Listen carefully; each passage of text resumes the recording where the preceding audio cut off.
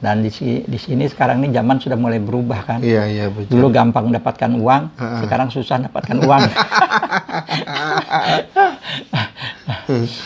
Dan uangnya ada di mana-mana, cuma kada masuk di kantong. Nggak ada masuk di kantong. Itulah masalahnya kan. Iya.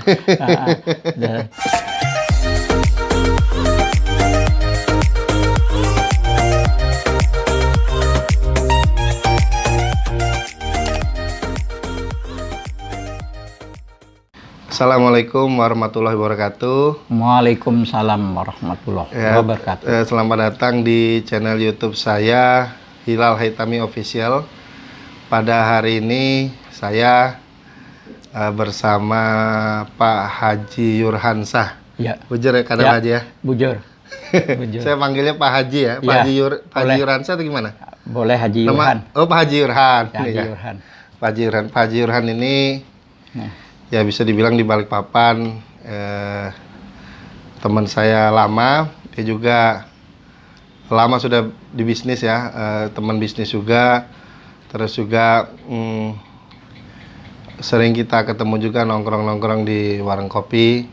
Barangkali dari pengalamannya Pak Haji Yurhan ini bisa bermanfaat untuk teman-teman semua. Amin. Ya. Assalamualaikum Pak Haji. Waalaikumsalam warahmatullahi wabarakatuh. Apa kabar ini Pian ini? Kabar baik, alhamdulillah sehat walafiat. Sehat. Pian ini asalnya dari mana Pak Haji Yurhan? Kota Banjarmasin di Jalan Belitung. Oh, Jalan Belitung. Itu di Banjarmasin ya. Ulun sih pernah ke Banjarmasin tapi dulu masih SD. Oh, jadi masih SD. Sekarang belum pernah lagi.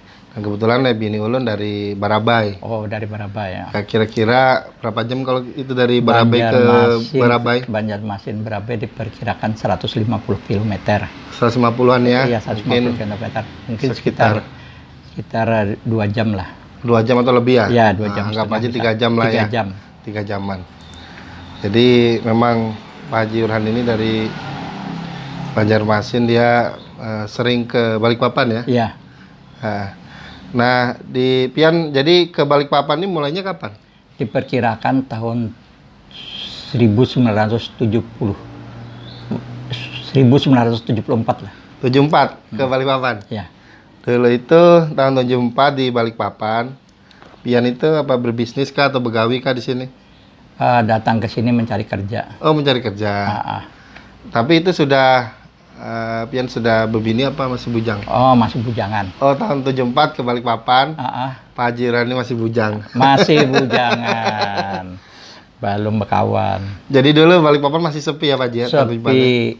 Dari Banjarmasin pun ke Penajam Kaltim itu belum ada bus dan jalannya belum semulus sekarang. Oh, jalannya belum semulus sekarang ya? Bisa sampai 2 hari 2 malam. 2 harian ya? 2 malam, dan tanjakan gunungnya begitu tinggi. Dan di Longkali itu belum ada jembatan, masih memakai penyeberangan ponton. Oh, masih pakai ponton lah? Iya, ponton. Jadi dulu itu ibaratnya kalau jembatan itu kita nyebrang naik kali gitu ya? Iya. Antara penghubung antara Kaltim sama Kaltim lah? Iya. Atau mungkin Kaltim Kalsel ya? Kan banyak juga sungai kan? Iya, banyak sungai. Jadi kita ke Penajam itu belum ada peri seperti sekarang. Jadi adanya waktu itu cuma speedboat. Speedboat, ya. Ada pilihan lain lagi, cuma speedboat. Nah, jadi kita harus sabar menunggu di jetinya Penajam. Jeti itu kan pelabuhan batubara, ini pelabuhan penumpang. Ada kelotok lah. Iya, kelotok. Kalau bahasa sekarang ini kelotok kan. Nah, tapi sekarang sudah ada kemajuan, ada kelotok, ada pilihan. Kalau dulu nggak ada pilihan. Zaman Bahari kan ada kelotok ya? Nggak ada. Oh, cuma gitu. speed aja. Speed? Iya. Bila dipermainkannya, ditundanya, ya kita harus sabar menunggu. Sabar menunggu. Kalau tahun 74 itu speed dari Penajam ke sini berapa kira-kira? Lupa nah. Penajam, cuma kalau kami ongkos dari Barabai naik dari Banjar? Kami naiknya dari Barabai. Enggak ada rute angkutan khusus, angkutan seperti itu. Jadi kita naik ada mobil Call gitu ya? Lain, berupa zaman itu Land Rover. Oh, Land Rover. Land Rover. Ya. Jadi tahun itu sekitar 25.000 lah. Dari Barabai sampai Penajam. Penajam. Kalau sekarang kan dari Banjarmasin ke Balikpapan, kalau kita naik bis itu antar provinsi itu biayanya sekitar 235.000. Iya. Ada 240.000 sekitar segitu Iya, per orang lah. Per orang sekarang. Kalau dulu masih Iya. mata uangnya masih aneh, 25 Iya. ribuan lah. Iya betul. Ibaratnya untuk dulu, apalagi dulu kan mobil juga jarang ya Pak Haji ya. Dulu jalannya dari Berabai, Tanjung, memasuki ke Kaltim itu tidak semulus sekarang ini aspal. Dulu tuh ada pengerasan tapi tidak ada aspalnya. Ada pengerasan karena itu jalan Pertamina kelihatannya. Jalan Pertamina ya. Jalan Pertamina. Jadi resikonya tinggi karena jurang. Apabila jatuh ke kiri atau kanan gugur. Nah itu sudah tidak ada kabar. Belum ada HP kan? Iya, kan ada HP biar ada HP. Jadi zaman itu, itu bisa jadi waktu itu ada juga kecelakaan misalkan. Nah jatuh di gunung, nah itu udah tahu lagi walau walap, tidak ada apa namanya, jalannya tidak semulus wah inilah. Kalau sekarang kan jalannya. Sekarang ini alhamdulillah sore berangkat dari Balikpapan, paginya sudah sampai di Banjarmasin dan tidur bisa nyenyak. Waktu kami di Land Rover tuh semalaman itu nggak bisa tidur. Iya. Soalnya tanjakannya begitu tinggi. Ya, kernetnya selalu mengganjal. Naik mana ganjal. Jadi naik tanjakan ganjal kayu ya. Iya, naik lagi ganjal lagi. Ganjal pakai ganjal segitiga itu. Jadi ganjal terus. Apalagi melewati Gunung Rambutan tuh Pak Haji ya. Zaman itu oleh si sopir itu, walaupun sopirnya orang Bugis, tapi tahu tradisi di Kalimantan, rupanya kita ndak boleh bawa tapai, ndak boleh bawa telur asin, bilang kadang telur asin ndak boleh, ikan asin, ikan kering ndak boleh. Jadi jangan bawa berbagai macam yang dibawa itu tidak dibolehkan. Kalau sekarang kenapa kan alasannya Pak Haji? Mobil bisa mogok di jalan. Oh iya ya, artinya ada halangan lah di jalan, ada halangan di jalan. Jadi itu oleh orang sopirnya itu diwanti-wanti sudah supaya kita jangan membawa barang-barang seperti kue wajik, dodol, itu pulang tapai, telur asin ya. Iya, telur asin. Jadi itu bisa mempengaruhi mobil bisa mogok di jalan. Bisa, betul. Jadi zaman itu tuh sopir tuh keras dengan aturan pemberitahuan itulah. Iya, betul itu. Jadi berpengaruh. Jadi kalau sekarang sudah bebas mau membawa apapun dari Balikpapan ke Banjarmasin ke Balikpapan, supir bus tidak melarang. Tidak melarang. Nah itu kemajuannya sekarang. Ya. Jadi pas sudah di Balikpapan, Pian kan lama berbisnis di sini ya. Iya. Nah bisa pimpin kerjakan dulu itu. Masuk kota Balikpapan. Apakah? Jadi masuk di kota Balikpapan ini, bagaimana caranya bisa kita dapat duit gitu nah. Iya. Supaya bisa cepat dapat duit. Nah, jadi kita nyambilah kerjaan-kerjaan yang biasa-biasa aja lah, ya, nyambi. Nah, terus salah satunya kayak mungkin seperti apakah kayak properti kah? Iya. Atau mungkin jual beli tanah kah, rumah kah, atau mungkin yang lainnya?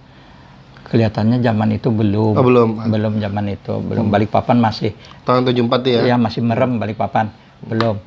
Balikpapan mulai berkembang mulai proyek Battle. Tahun 1982. 82. Wah, itu pendatang banyak. Terus lagi di sini hiburannya hampir minim. Dari hiburan ya. Satu-satunya ada di muka PLN tuh toko Cempaka Raya. Nah, itu aja bangunannya pun dari kayu. Selain itu enggak ada. Jadi mau pleset-pleset tuh ya duduk di pinggir-pinggir jalan, enggak ada.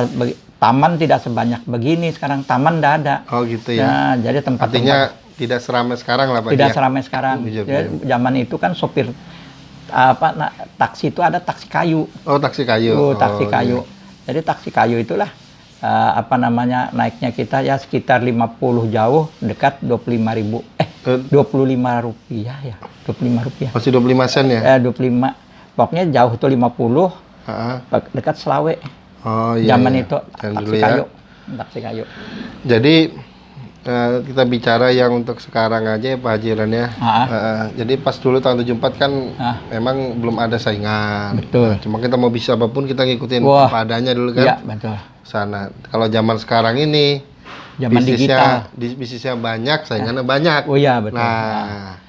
Nah itu gimana Pian apa menyikapinya untuk sekarang ini nah? Kalau dulu tuh peluang begitu besar karena kita ini orang dari luar dan begitu banyak masuk ke Balikpapan. Jadi kue itu untuk di Balikpapan zaman itu pembagian kue itu cukup melimpah. Ya. Nah sekarang ini kuehnya sedikit, orangnya banyak. Orangnya banyak. Nah, jadi kue pembangunan sedikit, Ya. nah, orang yang datang banyak. Ya. Karena sudah masuk dunia digital. Dunia digital. Digital. Iya, Nah, itu. Jadi orang di luar luar Balikpapan tahu bahwa di sini ada proyek di PLN, ada proyek di Telkom, ada proyek di sini. Nah, orang dari luar tuh masuknya bondong sini ya. dan harganya lebih murah. Pendatang tuh membawa penawaran harga. Nah, itu yang dilemanya dengan orang lokal mempengaruhi. Dan lagi pekerja yang datang dari luar ke Balikpapan mau digaji lebih murah. Nah, karena oleh kontraktor itu membawa dari luar karena ongkosnya murah. Nah, kalau dari Balikpapan nggak mau digaji murah karena standarnya ada standar harganya sekian gajinya. Artinya kalian dari Balikpapan apa di sana tenaga ahlinya ya lebih murah ya. Nah, lebih murah. Pekerja-pekerja sekarang ini sudah. Nah, di Balikpapan yang kalau kondisi sekarang ini karena perusahaan migas khususnya kontraktor migas seperti Yonokal, Total, Hapco itu habis kontrak. Nah, seperti Total diambil alih Pertamina. Kalau Yonokal nggak tahu kembali ke negara dikelola Pertamina juga kan nggak tahu. Terus lagi Hapco apakah kembali ke Pertamina lagi kan dikelola gitu. Nah, itu berapa jumlah tenaga kerja yang habis di situ.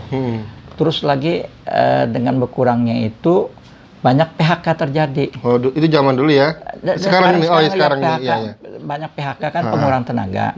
Nah, kalau zaman dulu itu seperti Yonokal, ada supir bus, ada supir call, itu ada cleaning service, ada supply tenaga kerja, ada yang kerja di rig, ada yang kerja di rig di pengeboran. Jadi berbagai macam pekerjaan melimpah zaman itu. Nah, sekarang ini pekerjaan itu pekerjaannya sedikit, manusianya banyak. Nah, jadi bisa ditarik kesimpulan untuk zaman sekarang semua, untuk teman-teman semua, itu harus punya keahlian. Ya, khususnya keahlian. Keahlian di satu bidang ya. Nah, jangan menguasai banyak bidang. Iya, betul. Nanti pengalaman ulun kan itu juga Pak Haji ya. Jadi ulun dulu terlalu banyak bidang. Akhirnya capek sana riwa-riwi ke sana semua. Operasional habis, uang kan ada. Nah, jadi zaman sekarang harus punya satu bidang aja, ditekuni, telateni dan sesuai dengan bakat masing-masing. Jadi gitu ya Pak Haji ya. Ya, kalau dulu tuh cari kerja itu tidak terlalu khusus, asal badan sehat, tenaga kuat, terserah mau jadi operator alat berat, apakah mau kerja ikut di rig, apakah mau kerja di bidang lainnya, dan bidang pembangunan waktu zaman itu tidak begitu dilirik, karena di perusahaan minyak itu zaman itu lagi boomingnya, lagi boomingnya.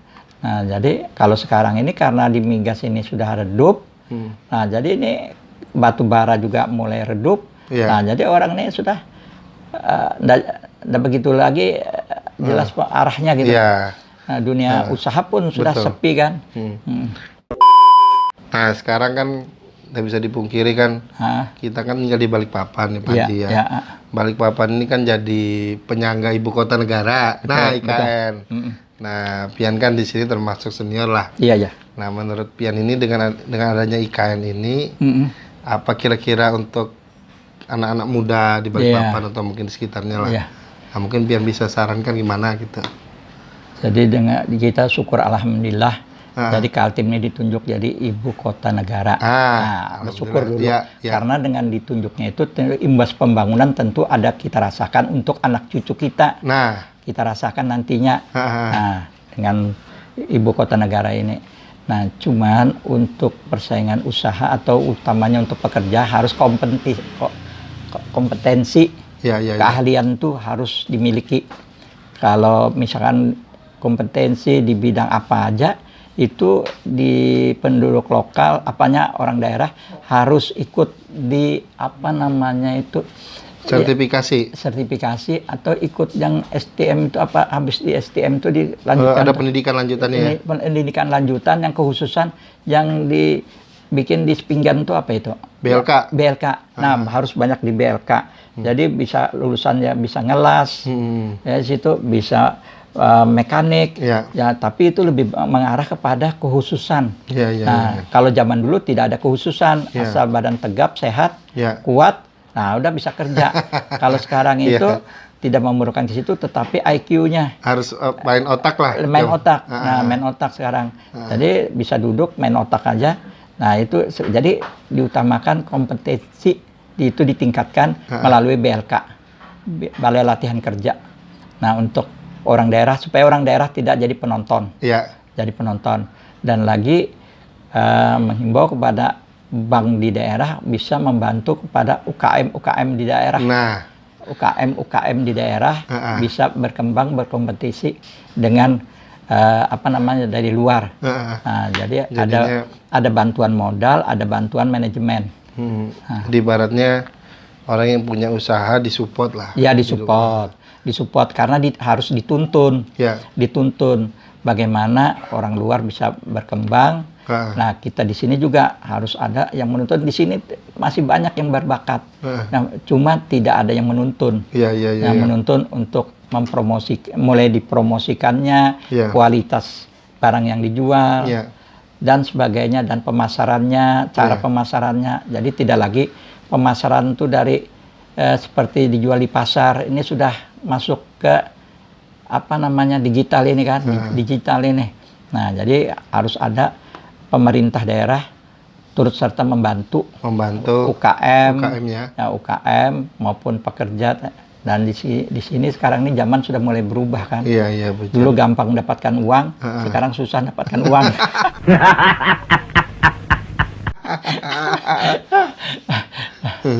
Jadi, uangnya ada di mana-mana, cuma kadang masuk di kantong. Ada masuk di kantong. Itulah masalahnya kan. Iya. Jadi ini perlu pemerintah daerah memperhatikan artinya dengan adanya IKN ini kan ada dampak positif juga dampak negatifnya. Iya. Jadi kita harus siap, orang daerah harus siap menerima IKM dan memanfaatkannya. Jadi kita di sini itu supaya tidak jadi penonton, berlomba-lomba mempunyai keahlian. Mempunyai keahlian. Jadi entah itu bidang apa aja, cuma di sini kualitas yang diperlu. Di Kaltim ini harga tidak begitu dipersoalkan, tapi kualitas. Kalau pengiriman barang bukan pengiriman barangnya, waktu pengirimannya itu kecepatannya itu. Jadi Balikpapannya agak beda. Kotanya Iya, kotanya. Jadi serba mau cepat, ongkos nomor 2. Nah, terus kualitas nomor 1, harga nomor 2. Nah, yang penting barangnya bagus, asli, kualitas benar. Nah, itu tidak masalah. Di Kaltim, khususnya Balikpapan. Di Balikpapan ini kalau harga itu orang belanja tidak nawar lah bahasanya. Yang penting asal kualitasnya bagus dan barangnya berkualitas, barangnya ada, pengiriman cepat itu yang kita perhatikan di Balikpapan orangnya. Berbagaimanapun sukunya, tapi orangnya tuh serba mau cepat. Iya, bujur. Serba mau cepat. Iya, tadi kita udah bahas masalah IKN pendapat dari Pak Haji Yurhan. Ya mungkin satu lagi saya sama Pak Haji, ini kan kita lihat di media televisi ini ada penyakit corona. Nah, ini menurut Pian ini gimana? Corona. Jadi orang itu bisa nular, bisa jangkit. Iya. Corona ini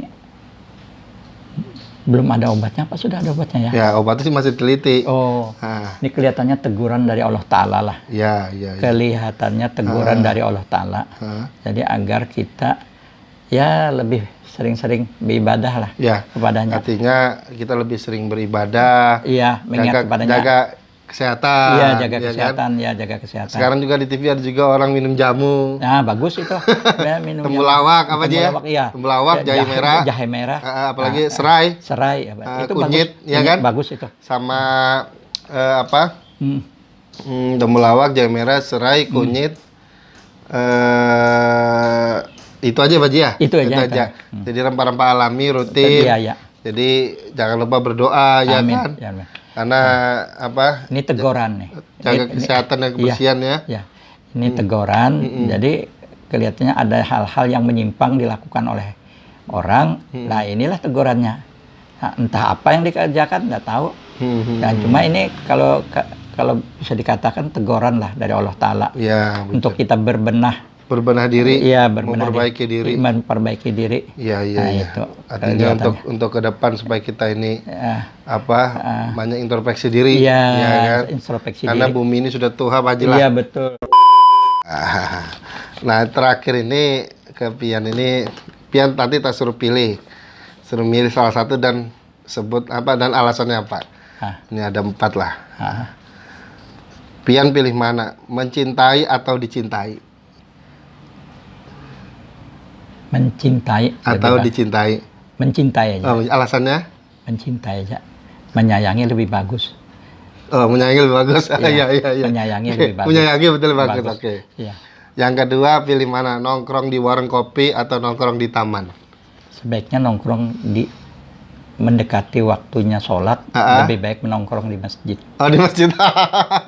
Kalau di antara dua ini, Nggak masuk. Oh, nggak masuk. Oh, masuk. Pilih masjid ya, oke. Nah, terus yang ketiga, pilih mana nih makanan? Pilih soto Banjar apa nasi kuning? Soto Banjar. Alasannya kenapa? Pakai air. Jadi berkuah ya? Ya, berkuah. Dan itu agak hangat. Agak hangat. Nah, kalau nasi kuning itu ada santannya. Jadi kita mengurangi santan biar. Ya, karena kita sudah berumur, jadi santan itu dikurangi. Kalau soto itu pun kita kurangi aja ya, bisa aja seminggu sekali lah. Karena itu pengaruh airnya. Pengaruh air. Nah, airnya kan panas gitu hangat di badan. Terus yang terakhir pilih mana? Kopi, susu atau teh panas? Teh hangat aja. Oh, teh panas. Teh hangat aja. Teh hangat ya? Teh hangat aja. Iya. Senang aja biar ya, senang aja. Ya, senang aja teh hangat aja. Senang teh hangat ya. Ya, itulah tadi kita hari ini dapat sharing ya dari Pak Haji Yurhansah. Ya, beliau ini juga kan dari pengalamannya bisa berbagi ke teman-teman semua, barangkali bisa bermanfaat, Pak Haji lah. Amin ya Rabbil Alamin. Untuk teman-teman semua. Amin. Dan nanti bagi teman-teman yang mau ada pertanyaan ya bisa isi di kolom komentar ya. Nanti bisa